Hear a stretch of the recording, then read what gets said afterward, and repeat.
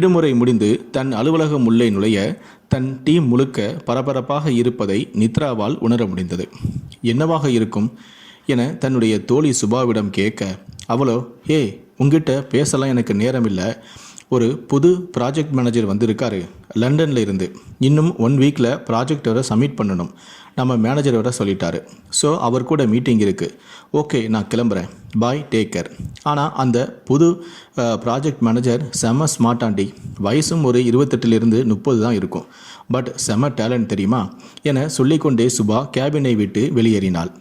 சித்ராவும் அவள் சொன்னதை கேட்டும் கேட்காத மாதிரியும் ஓகே ஓவரா சீனை போடாத என்று தன்னுடைய சிஸ்டமை திறந்து தன்னுடைய ப்ராஜெக்ட் பற்றிய பணிகளை கவனிக்க தொடங்கினாள். ஆனால் மனது ஏனோ யார் அவன் என எதிர்பார்க்க தூண்டியது. சுபாவும் யாரை பற்றியும் இவ்வளவு எளிதில் விமர்சிப்பது இல்லை எனவும் அவளுக்கு தெரியும். சரி, அவனை எப்படி பார்ப்பது என யோசித்து கொண்டிருக்கையில் பியூன் மணி அண்ணன் அனைவருக்கும் டீ சப்ளை செய்து கொண்டு இருந்தார். நித்ராவும், அண்ணா, எனக்கு டீ வேண்டாம், அந்த சுபா டீம் ப்ராஜெக்ட் மீட்டிங் எந்த கேபினில் போயிட்டு இருக்கு மட்டும் சொல்லுங்கள், 4th கேபினில் நடக்குதுமா என்றவாறு மணி அண்ணனும் தன்னுடைய வேலையை கவனித்தார். ஓகே அண்ணா, தேங்க்ஸ். நல்ல வேலை அந்த கேபின் ஆஃபீஸ் காஃபி மிஷினுக்கு அருகில் இருந்தது. அவளும் காஃபி பிடிக்கும் சாக்கில் கேபினை ஆராய அங்கு சுபா ஸ்க்ரீனில் ஏதோ படமும் அதற்கான விளக்கமும் அளித்து கொண்டிருக்க அனைவரும் அதை பார்த்து கொண்டிருந்தனர். நித்ராவும் அதை பார்த்தவாறே அவனை தேடினாள். ஆனால் அறையின் ஸ்டிக்கர்கள் மறைக்க அவனை முழுதாய் காண முடியவில்லை. அந்த சமயம் பார்த்து மீட்டிங் முடிய அனைவருமே வெளியே வர தொடங்கினார்கள். நித்ராவும் அவசரமாக தன்னுடைய கேபின் வந்து அமர்ந்தாள். அதே நேரம் சந்தோஷமாக கேபின் வந்த சுபாவுக்கு ஒன்றும் புரியவில்லை. அவன் புராணம் பாட ஆரம்பித்தாள். செம ஆல்ரெடி, அவன் வெரி ஸ்மார்ட், நுனி நாக்கில் இங்கிலீஷ், கவனிக்கும் விதம், புரிந்து கொள்ளும் விதம் என அடுக்கடுக்காக சொல்லிக்கொண்டே போக நித்ராவுக்கு அது எரிச்சலை தந்தது. சரி Nithra, I am going to canteen for lunch, நீ வரியா? இல்லை சுபா, யூ கேரியான், நான் கொஞ்சம் நேரம் கழிச்சு வரேன்.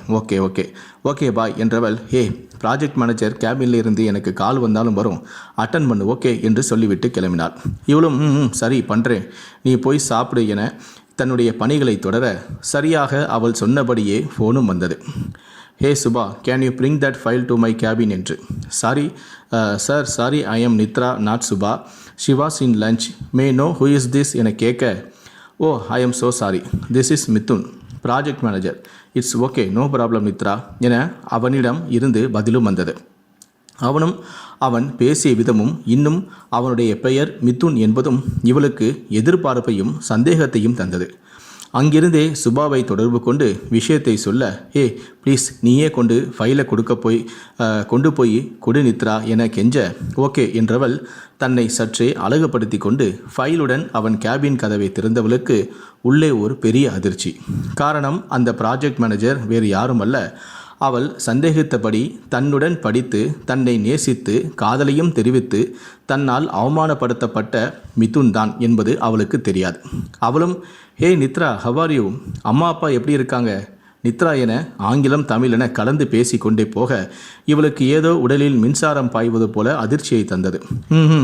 எல்லாம் நல்லா இருக்காங்க, நீ எப்படி இருக்க என்றவளுக்கு, இல்லை நித்ரா, இது என்னோட ஃப்ரெண்ட் கம்பெனி, இந்த ப்ராஜெக்ட் அவனுக்கு ரொம்ப முக்கியமாக, லண்டனில் இருந்து அவனால் வர முடியலை, என்ன முடிச்சு கொடுக்க சொன்னான். அதோட நான் இந்தியா வந்தும் ரொம்ப வருஷமாச்சு, that's why I came here என்றான் Mithun. Nithra, had you finish your lunch? No Mithun, have to go. Oh super, if with your permission can I join with you? Yeah sure Mithun. Okay, shall we go? Yes என இருவருமே வெளியே வர சுபாவும் தன் லஞ்சை முடித்து வர, sir, have you received the file என கேட்க Mithun, yes Subha, I got already. If you don't mind shall we meet after my lunch? Sure sir, you carry on, have nice lunch, and this is Nithra, my coworker என சொல்லி அவளை அறிமுகம் செய்ய, ஓ thank you என்றவாறே Mithun நகர நித்ரா அவனிடம் ஏதோ பலவித மாற்றங்களை கண்டவாறே அவன் பின்னாலே சென்றாள். அப்புறம் எப்படி இருக்க நித்ரா, லைஃப்லாம் எப்படி போகுது? மேரேஜ் ஃபோட்டோலாம் ஃபேஸ்புக்கில் பார்த்தேன், ஹபி என்ன பண்ணுறாரு, கிட்ஸ்லாம் எப்படி இருக்காங்க என வரிசையாக கேள்விகளை மிதுன் கேட்டுக்கொண்டே இருந்தான். நித்ராவிடமிருந்து பதில் எதுவுமே வரவில்லை. நித்ரா, வாட் ஹேப்பன், காலேஜில் எல்லாம் அவ்வளோ பேசுவ, இப்போ என்னாச்சு உனக்கு? I don't know why you are so calm. நீண்ட மௌனத்திற்கு பின் பேச ஆரம்பித்தாள் நித்ரா. நீ ரொம்ப மாறிட்ட மிதுன், காலேஜில் நீ இருந்த மிதுன் வேற, இப்போ இருக்கிற மிதுன் வேற. Yes I know Nithra, it's all happen because of you. நீ மட்டும் அன்னைக்கு என்னுடைய லவ்வை அக்செப்ட் பண்ணி இருந்தால் லைஃப்பில் இவ்வளோ சேஞ்ச் வந்திருக்க முடியாது. நீ என்கிட்ட என்னெல்லாம் இல்லைன்னு சொன்னியோ அதெல்லாம் எனக்கு வேணும்னு தோணுச்சு. ஸோ லைஃப்பில் நான் ஜெயிக்கணும், அதுக்கப்புறம் உன்னை பார்த்து லவ் சொல்லணும்னு நினச்சேன். Hard work, London trip, my friend என எல்லாம் என்ன மாற்றிருச்சு. பட் அதுக்குள்ளே உன்னோட மேரேஜ் ஃபோட்டோவை ஃபேஸ்புக்கில் பார்த்தேன் நான் நினைப்பேன்னு நான் கொஞ்சம் கூட எதிர்பார்க்கல. தென் என்னோடய மனசை நானே மாற்றிக்கிட்டேன். இப்படி அடுக்கடுக்காக அவன் நடந்ததை எல்லாம் கூற நித்ராவுக்கு தலையே சுற்றியது. இவனை போய் நிராகரித்தமே என தன்னைத்தானே நினைத்து வேதனையும், தன்னை நேசித்தவனை விரும்பாமல் இருந்திருக்கலாம், மாறாக அவனை அவமானப்படுத்தி இருக்கக்கூடாது என்று அருவருப்பும் அவளை தொற்றி கொண்டது. It's okay Nithra, past is past. இப்போ எங்கே ஸ்டே பண்ணியிருக்க என்றான். மயிலாப்பூர். ஓ ஓகே ஃப்ரீ டேஸில் மீட் பண்ணலாம். Okay. Oh my god, again you are so calm Nithra. Nithra okay பார்க்கலாமா? I am leave now. வீடு திரும்புகையில் மிதுனும் அவன் வருகையும் அவளை தன்னுடைய கல்லூரி நினைவுகளுக்குள் கூட்டிச் சென்றது. யார் இந்த மிதுன்? தன் கல்லூரியில் 2ஆம் ஆண்டு வந்தவன். கொஞ்சம் சாதுவான தோற்றம், நன்கு படித்தான், யாரிடமும் சரியாக பேசுவது இல்லை. அவன் உண்டு, அவன் வேலை உண்டு. திடீரென ஒரு வாரம் அவன் வரவில்லை. விசாரித்த போது அவன் அம்மா இறந்து போனார் என்பது காரணம். மீண்டும் வந்தான். முன்பை விட அவனிடம் விரக்தி அதிகமாகவே இருந்தது. எல்லோரும் அவனை வெறுக்க, நித்ராவுக்கு மட்டும் அவனுக்கு ஏதாவது உதவி செய்ய வேண்டும் என மனம் இயங்கியது. அதன் பின் காரணமாக இவள் உதவி செய்ய ஆண்டின் இறுதியில் அது அவனிடம் இருந்து காதலென வந்து நின்றது. அவன் தன் விருப்பத்தை தெரிவிக்க அதை ஏற்க மறுத்தது இவளுடைய மனம். அவனிடம் இவ்வளவு நல்ல மனம் கொண்ட நித்ராவுக்கு தான் அவனிடம் கொண்டது நட்பின் வெளிப்பாடை தானே தவிர காதல் இல்லை என்பதை ஆக்ரோஷமாக மட்டுமே வெளிப்படுத்தவும் முடிந்தது. தான் இருக்கும் சூழ்நிலையும் தான் எதற்கும் தகுதியானவன் என்றும் எந்நாளும் அவனுடன் அவளால் சந்தோஷமாக இருக்க முடியாது என உதாசனப்படுத்திய நித்ராவை மிதுன் நேரில் பார்த்தது 5 வருடங்களுக்கு பிறகு இன்றுதான். கிட்டத்தட்ட 5 வருடங்களில் எல்லாம் மாறி போயிருந்தது. இப்படி எல்லாவற்றையும் நினைத்து கொண்டே தன்னை மறந்து சாலையை கடக்க முயன்றவளை பின்னால் வந்த ஒரு இருசக்கர வாகனம் ஒன்று பின்னால் இடித்து சாலையின் ஓரத்தில் தள்ளிச் சென்றது. நல்ல வேளை, உயிருக்கு ஆபத்தில்லை. அருகில் இருந்த ஆட்டோக்காரர்கள் உதவி செய்து அருகில் இருந்த மருத்துவமனையில் கொண்டு போய் சேர்த்தனர். ஐடி கார்டில் உள்ள ஆபீஸ் நம்பருக்கும் செய்தி தெரிவிக்கப்பட்டது. மிதுனும் சுபாவும் பார்க்க வந்தபோது நித்ரா நல்ல மயக்கத்தில் இருந்தாள். டாக்டரிடம் விசாரிக்க பலத்த காயங்கள் மட்டும் இருக்கிறது எனவும் வலது காலில் ஃப்ராக்சர் ஆகி இருப்பதால் எழுந்து நடக்க ஒரு 15 நாள் ஓய்வு தேவை எனவும் அறிவுரை கூறியிருந்தார். நல்ல மயக்கத்தில் இருந்தால் நித்ரா. சுபாவும் அவளையே பார்த்து கொண்டிருந்தாள். மிதுனுக்கு ஒரே சந்தேகம். ஏன் நித்ராவை பார்க்க யாரும் வரவில்லை சுபா என்றான். யாரும் இல்லை மிதுன் என்றான். What? How come? She is married right என்றான். Yes, but after 6 months his husband was divorced her, so she is alone only. Oh, okay Subha, you carry on. I will stay here and take care her. Thanks என்றான். Okay Mithun, பா என சுபா கிளம்ப மிதுன் நித்ராவை கவனிக்கவும் ஆரம்பித்தான். மனதுக்குள் ஏன் நித்ரா இதை கூட கிட்ட சொல்லலன்னு தோணலையே என கேள்விகளையும் கேட்டுக்கொண்டான். கல்லூரியில் அவன் செய்த உதவிக்கு கைமாறு செய்ய கடவுள் தந்த வாய்ப்பாக அமையும் எனவும் இது முடிவை செய்தான். மறுநாள் காலை டாக்டரை சந்தித்து கட்ட வேண்டிய பணம், டிஸ்சார்ஜ் ஃபீஸ் என அனைத்தையும் கட்டி முடித்து தன் காரிலேயே நித்ராவையும் அழைத்து கொண்டு தன்னுடைய கெஸ்ட் ஹவுஸுக்கு கிளம்பினான். இவை அனைத்தையும் ஏதோ ஒன்றும் தெரியாத குழந்தை போல நித்ரா கவனித்து கொண்டே வந்தாள். கெஸ்ட் ஹவுஸில் இவளுக்கு என தனி அறை, அவளுக்கு பிடித்த பாடல் கேசட்டுகள், புத்தகங்கள், துணைக்கு பார்வதி அம்மாள் என சகலமும் செய்து வைத்திருந்தான் மிதுன். போதாத குறையாக வேலை முடித்து வீடு திரும்பியதும் நித்ராவுடன் பீச் வாக்கிங் செல்வது, அவளை சாப்பிட வைப்பது, அவளுடன் சேர்ந்து கேரம் ஆடுவது, செஸ் விளையாடுவது, அவள் துணிகளை துவைப்பது என அவளை பார்த்து கவனித்து கொண்டான் மிதுன்.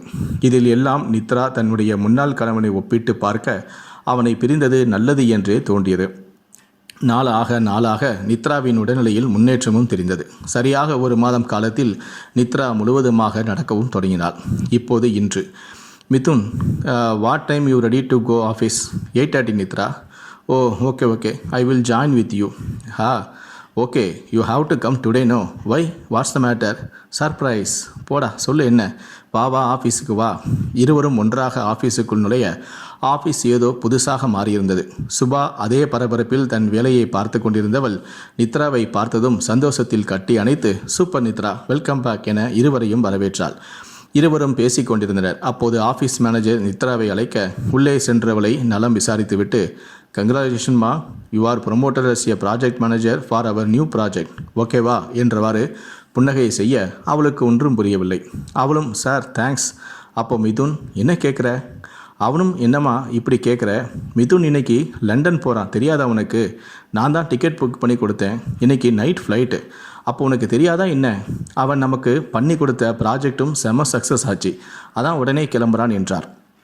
இதை கேட்ட நித்ராவுக்கு ஒன்றும் புரியவில்லை. கல்லூரியில் ஒரு முறை தொலைத்தவனை மீண்டும் எங்கே தொலைத்து விடுவோமோ என்கிற பயமும் வேதனையும் கண்களில் கண்ணீரை தந்தது.